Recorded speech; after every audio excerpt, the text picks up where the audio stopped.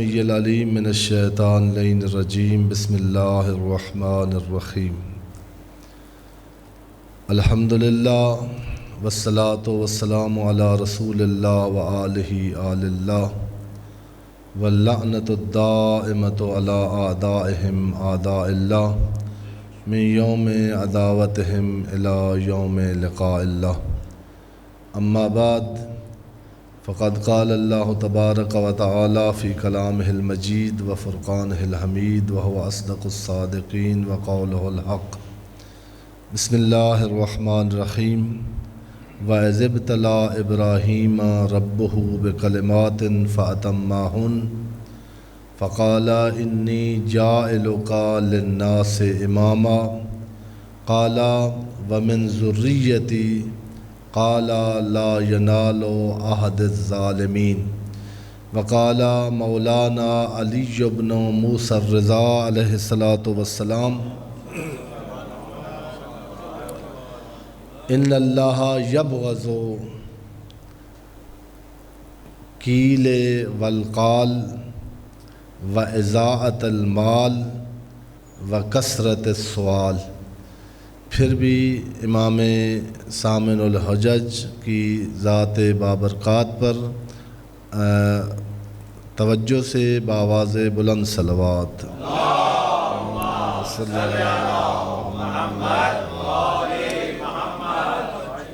سب سے پہلے سامن الحجج امام رؤوف کی ولادت باسعادت کہ اس عظیم مناسبت سے آپ سب مومنین کے حاضرین کی خدمت میں اور امام زمانہ کی خدمت میں ہدیہ تبریک عرض کرتا ہوں۔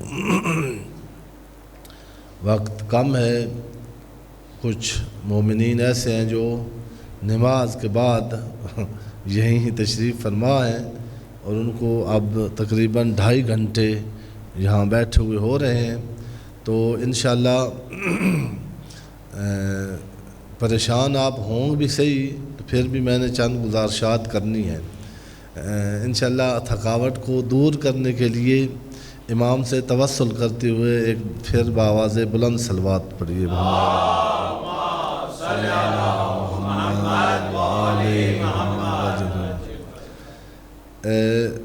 موضوع یہ میں کوشش کروں گا بہت کم وقت میں کہ یہ جشن ہماری عبادت ہے، بلکہ ہماری روح ہے، بلکہ ہماری روح کی حیات ہے۔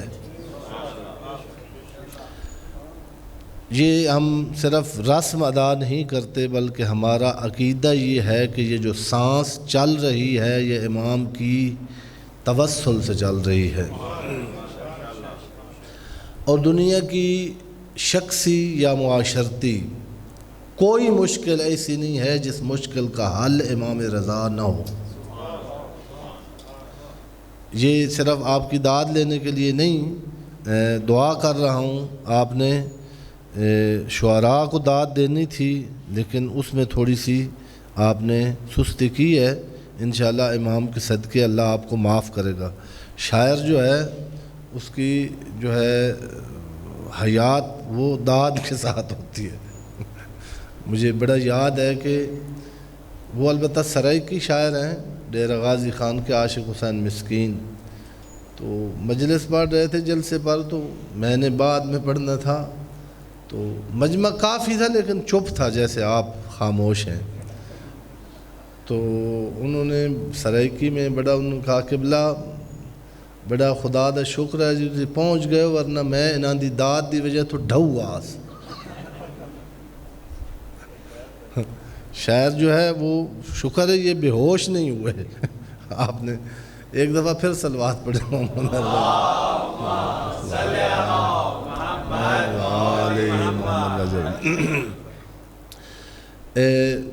اگر کچھ بزرگان مجھے یاد ہے اور برادران، جو 25 شوال امام کی شہادت کے حوالے سے مجلس ہوئی تھی، وہاں بھی امامت پر تھوڑی سی گفتگو کی تھی، اور یہ گفتگو کرنے کا مقصد یہ ہے کہ جو ہمارے جوان بچے جو ہماری اصل میں ہماری امید ہے، بلکہ امام زمانہ کی امید ہے۔ یہ جملہ میں پھر یعنی آپ کی داد کے لیے نہیں، ہم امام کے منتظر ہیں اور امام ہمارے بیدار ہونے کے منتظر ہیں۔ یہ جوان نسل جس دن عارف امامت ہوگی اس دن ظہور امامت ہو جائے گا۔ تو اس کے لیے وہ کسی شاعر نے کہا تھا نا کہ دنیا کو بیدار تو ہو لینے دو، ہر قوم پکارے گی ہمارے حسین۔ کسی بزرگ نے اس کی اصلاح کی ہے کہ بیدار ہوگی تو پھر تو پکارے گی، ہمارا فرض ہے کہ ہم ہر قوم کو بیدار کریں، کہ ہر قوم پکارے کہ ہمارے ہیں حسین۔ یہ ہماری ڈیوٹی بھی ہے، اور یہ ڈیوٹی اس کی جہاں سے یہ چلی ہے اس کی تاریخ بڑی سنگین ہے۔ امامت کی معرفت کرانے کے لیے ایک امام زنجیروں کے ساتھ کوفہ اور شام میں گئے ہیں۔ وہ جو رسالت ہے زین العابدین اور سید الساجدین کی، بلکہ جشن کا دن ہے۔ اگر اس تبلیغ کی تاریخ پڑھیں تو جن کا قدم باہر نہیں آتا تھا وہ وہاں گئی ہیں اس دین کی تبلیغ کے لیے، اس امامت کی تبلیغ کے لیے، جہاں جانے کے دنیا ختم ہو جاتی ہے اور ان کا قدم وہاں نہ جاتا۔ لیکن اس کی اہمیت کے لیے ثانی زہرا نے اس تبلیغ کی بنیاد رکھی ہے۔ یہ منبر اور یہ ہماری ہر محفل اسی سلسلے کا ایک تسلسل ہے۔ میں ایسی تقریریں کرتا رہا ہوں، بڑا مجھے یاد آتا ہے، میں کر لیتا ہوں ایسی تقریر کہ واہ واہ آپ آپ نے نہیں ابھی برادران کا حق ادا کیا، لیکن چونکہ کافی عرصہ ہو گیا ہے، مجھے یاد ہے کہ شاید آپ کو بتایا ہوگا جامعۃ المنتظر میں 2 سال میں پڑھتا رہا ہوں۔ غلام حسین نجفی شہید، جنہوں نے ان کو دیکھا ہوا تھا یا سنا ہوا تھا، کتابیں ان کی تھوڑی سی سخت تھیں اسی موضوع پر جس پر ابھی ڈاکٹر صاحب نے یہی حقائق انہوں نے بتایا نا کہ اگر بھاگنے کی عادت نہ ہوتی تو انہوں نے علم ان کو دیا جاتا، اگر بھاگنے کی انہوں نے مدلل کتاب میں اس پر لکھی ہے۔ 2 حملے ہوئے تھے، ایک سندھ میں ہوا تھا اس میں بچ گئے تھے، اور دوسرا 2003 میں تقریباً ادھر ہوا تھا، شہید ہو گئے تھے، میرے استاد تھے۔ اور اس وقت کی انہوں نے کہیں سن لی تھی میری ایک آدھ مجلس ایسے ہوا تھا، ان پر پابندی ہوتی مجلس کی، جو بڑی سیکورٹی کے ساتھ مجالس ہوتی تھی، اس میں وہ بڑی مشکل سے بیچارے ان کا جاننا ہوتا تھا۔ تو کہیں سن لی انہوں نے میری مجلس ان دنوں میں جیسے میں پڑھتا تھا، تو میں نے پڑھنا تھا، تو بعد میں انہوں نے خطاب فرمانا تھا، میں نے مجلس پڑھی تو وہ اسٹیج سیکرٹری جیسے ہمارے برادر معظم، اللہ ان کی زبان میں اور تاثیر، تو اس نے اعلان کیا کہ مقرر شعلہ بیان، چونکہ اس وقت شعلہ بیان ہی تھا، تو وہ شعلہ بیان ہی وہ سنتے رہے بیٹھ کر، تو انہوں نے کہا یہ تھا شعلہ بیان، اور اب مقرر برف بیان آپ کے سامنے خطاب فرمائے۔ تو یہ برف بیان جو ہے اس لیے کہ مجھے خود اب بڑی پریشانی ہوتی ہے جب پڑھے لکھے چہرے سامنے بیٹھے ہوں اور آدمی 2 چٹکلے سنا کے وقت گزار کے، اس میں امام زمانہ کی خدمت میں انسان مجرم بھی ہے، کیونکہ یہاں آنے کی ذمہ داری ہے۔ 2-3 سوال مطرح کیے تھے اور ان کے مختصر جواب دیے تھے، پھر دوہرا رہا ہوں۔ پہلا سوال کہا تھا کہ یہ امامت آیا ضروری ہے یا نہیں ہے؟ امامت ضروری ہے یا نہیں؟ جواب دیا تھا کہ اہل سنت کو اگر قائل کرنا ہو اور ان سے جواب لینا ہو تو انہوں نے لکھا ہے کہ پیغمبر کی تدفین لیٹ اس لیے ہوا ہے کہ سقیفہ میں کیا انتظام ہو رہا تھا؟ پیغمبر کی وصایت، اور تو وہ انکار نہیں کر سکتے امامت کا، اس لیے کہ انہوں نے کہا ہے کہ پیغمبر کی تدفین تو لیٹ ہو سکتی تھی، امامت کا انتظام لیٹ نہیں ہو سکتا تھا۔ اگر جواب دینا ان کو، وہ مکرتے ہیں جب امامت کی بات آگے پھنس جاتے ہیں نا۔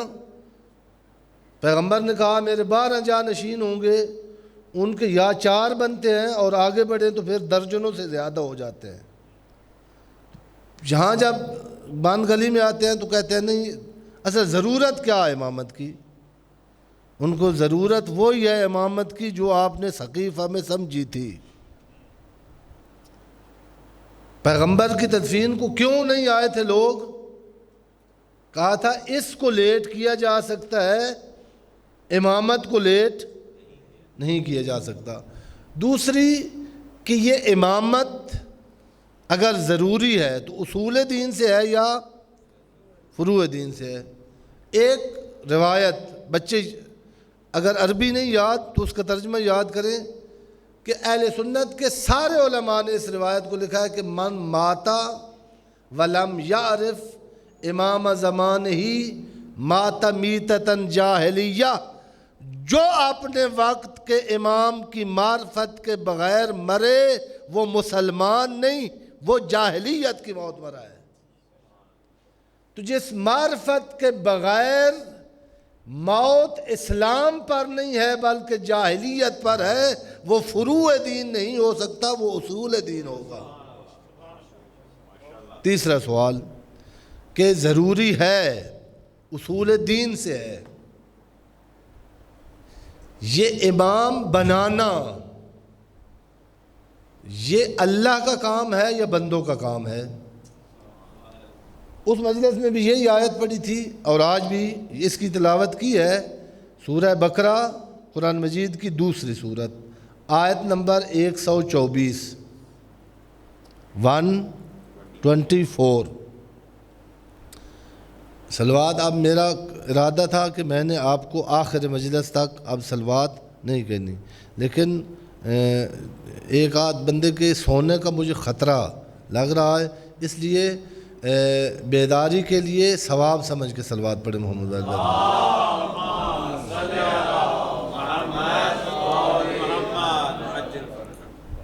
اللہ نے بنانا ہے امام یا لوگوں کا یہ اختیار ہے؟ تو یہ آیت سورہ بقرہ کی آیت نمبر 124، اس کی جا کے دیکھ لیں، اس کا ترجمہ کم از کم ذہن میں ہونا چاہیے۔ اللہ قرآن میں فرما رہا ہے اذ ابتلا ابراہیم اذ ابتلا ابراہیم ربہ، جب اللہ نے اپنے رسول نبی خلیل ابراہیم کے امتحان لیے۔ یہ قرآن یہ نہیں کہہ رہا کہ نبوت سے پہلے تھے، رسالت سے پہلے تھے، خلت سے پہلے تھے۔ جو نبی ہے، جو رسول ہے، جو خلیل ہے، اس کا امتحان لے کر جو عہدہ دیا جاتا ہے اس عہدے کا نام امامت ہے۔ تو یہ آیت بتا رہی انی جاعلوکا، اللہ فرما رہا ہے فرشتے نہیں، سقیفہ نہیں، شورا نہیں، اجماع نہیں، سینٹ نہیں، انتخاب نہیں، انی جاعلوکا، اے ابراہیم یہ میرا اختیار ہے، امامت کا عہدہ میں تجھے عطا کر رہا ہوں، میرے علاوہ کوئی عطا نہیں کر سکتا۔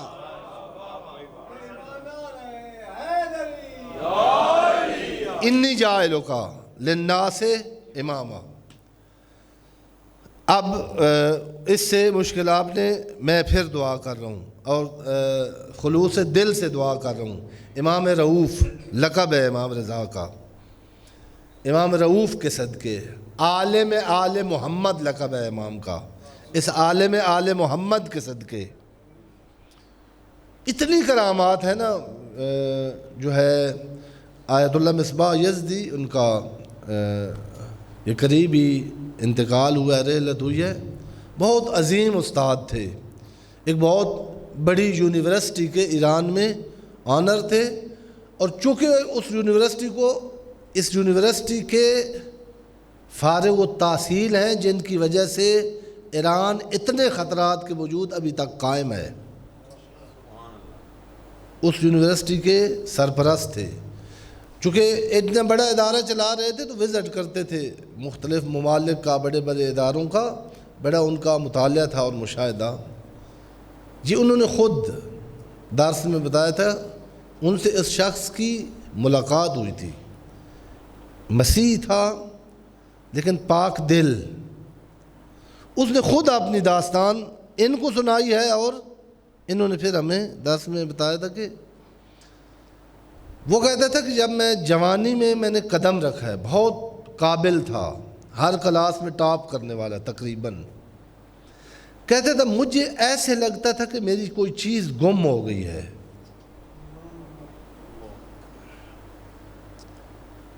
ویل سیٹلڈ تھا، اس کے والدین کی طرف سے اس کو کوئی مالی پریشانی نہیں تھی، اچھے اداروں میں گیا، وہاں پھر اس کو عزت اور احترام ملا ہر کلاس میں، ہر ڈگری کے بعد۔ لیکن کہتا تھا جو ہی مجھے کوئی انعام ملتا تھا، مجھے کوئی ڈگری ملتی تھی، مجھے کوئی جو خوشی کے مواقع ہوتے ملتے تھے، گھر میں آ کر میں سمجھتا تھا کہ میرے اندر کوئی خلا ہے، میرے اندر کوئی کمی ہے۔ یہ کہتا ہے میں جب اس کا کوئی دیکھتا تھا نا کہ انسان کو پریشانی ہوتی ہے، میرے اب یہ ڈگری مل جاتی، مجھے یہ جاب مل جاتی، یہ کام ہو جاتا، سارے کام تو جو میرے ہیں وہ ہو رہے ہیں، پھر یہ میرا دل بجھا ہوا کیوں ہے؟ کہتا پھر میں پہلے ڈاکٹرز کے پاس گیا، پھر اپنے مذہبی رہنماؤں کے پاس گیا، پھر جو ماہرین نفسیات ہیں، ہمارے ملک میں ابھی اس چیز کی کمی ہے، یہ شعبہ یعنی اکثر جو میں جمعہ کے خطبے میں بھی عرض کیا تھا کہ ہماری جو اکثر بدنی بیماریاں ہیں یہ ریلیٹڈ ہیں، بہت چولی دامن کا ساتھ ہے انسان کی نفسیات کے ساتھ، خصوصاً شوگر، ہارٹ اٹیک اور بلڈ پریشر۔ جو آدمی خوش نہیں ہے نا زندگی میں، اور تقریباً تیسرا آدمی یا دوسرا آدمی میں کہوں ہر گھر میں یہ تینوں مرض ہیں۔ کسی برادر نے مذاق میں کہا تھا کہ علماء حقہ کی پہچان ہارٹ اٹیک، بلڈ پریشر اور شوگر ہے، کیونکہ اکثر علماء کرام کو یہ بیماریاں ہوتی ہیں۔ تو میں نے کہا کہ ریلیٹڈ ہے، وہ جب جو میڈیکل ماہرین تھے اس کو علاج نہ کر سکے تو پھر ماہرین نفسیات کے پاس کہتا ہے میں گیا، انہوں نے اس کو مشورہ دیا کہ شادی کر، چونکہ جوان تھا، انہوں نے یہی تشخیص دیا کہ چونکہ اس کی عمر شادی کی ہے اور کھاتا پیتا بھی ہے تو یہ مسئلہ ہوگا۔ کہتا ہے اتفاقاً جیسے ان ملکوں کا رواج ہے، میں نے پرپوز کیا ایسی لڑکی کو جس کی بھی تمنا تھی کہ میری اس کے ساتھ شادی ہو، اور میں اسٹوڈنٹ لائف سے جنہیں اس کو پسند کرتا تھا۔ شادی کچھ لفظ ہیں جو ہمارے مولوی صاحبان نے ان کو یعنی وہ لفظ برے نہیں ہیں، لیکن ہم نے سخت جو مبلغین ہیں انہوں نے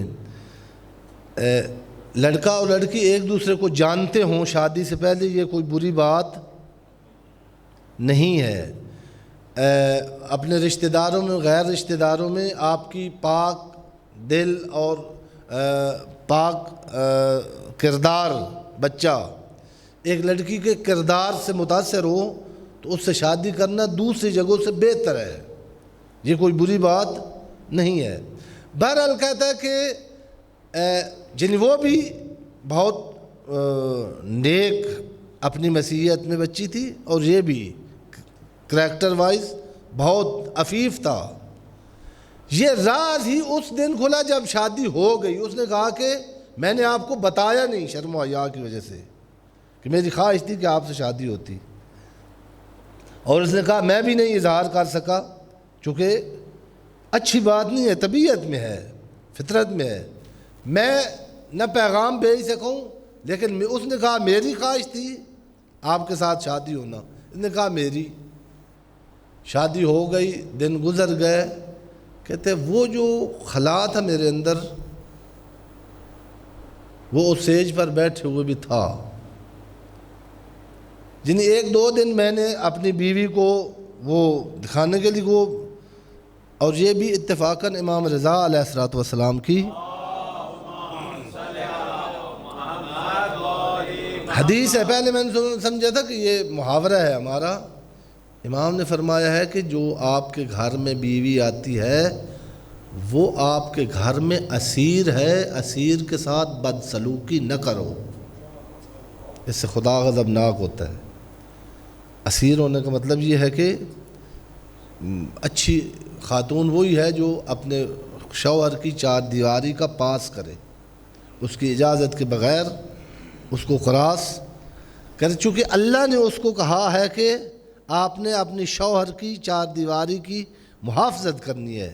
وہ چار دیواری کے اندر اپنے ماں باپ بہن بھائی، اپنا بچپنا اپنا لڑکپن جہاں گزرا تھا وہ چھوڑ کے آئی ہے، آپ کے پاس اسیر کی طرح ہے۔ اب آپ کے علاوہ اس کا کوئی نہیں ہے۔ اور دوسری جگہ پر معصوم فرماتے ہیں کہ اس پر ظلم نہ کرو جس کا کوئی نہ ہو۔ بعض بیٹیاں ایسے ہیں، ہوتے ہیں اتفاق کے ساتھ ایسے کہ جنہیں غریب بچی کی شادی کسی امیر جو جس کے پاس چند ٹکے ہیں ہو گئی ہے، اس کا ایک لفظ اس نے بولا ہے اور ایسے جیسے وہ بچی ذبح ہو گئی ہو۔ ان چیزوں کا خیال کیا کریں۔ بہرحال وہ کہتا ہے کہ شادی کے بعد اب میرا تو چونکہ مجھے پریشانی تھی اندر سے، تو میں اظہار تو